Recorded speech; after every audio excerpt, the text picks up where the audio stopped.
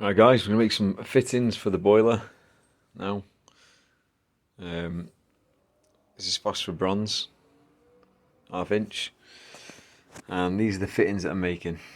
So drill at 732, 4 of them, and these are the dimensions. So 1.5mm, 5mm, reduced to 11mm, and then obviously tapped at 1/4 inch, 40 teeth per inch. So I'm going to set the lathe up now and start making these. Need 4 of these.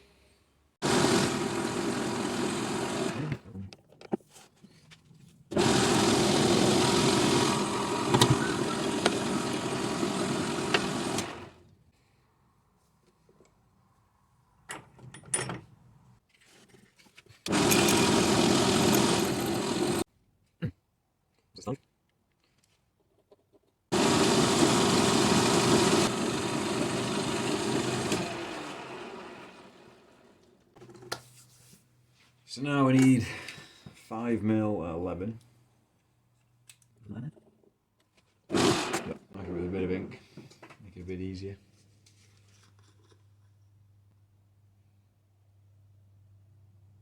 We're doing a few of these, so might as well make not the whole bloody thing.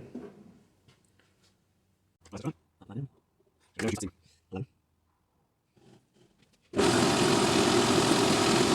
to tap it, and then obviously I'll need to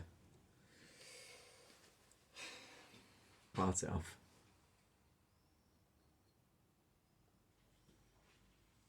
I'll tap it now. Okay, we just tapped it with this 1/4 inch tap here. And now I just need to part it off using a parting off tool. Alright guys, I'm just going through the plans now. One's the old off George. I'm just going to make this what he calls a long bush here.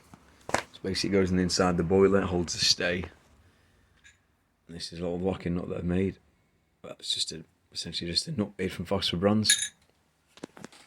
The reason he said phosphor bronze is better than brass is obviously apparently that the zinc in the brass erodes over time, makes it weaker.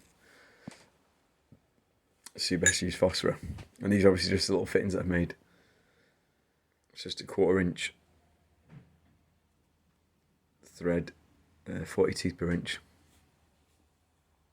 These are going to be the fittings, all the stuff's going to go on the boiler. And obviously the plates.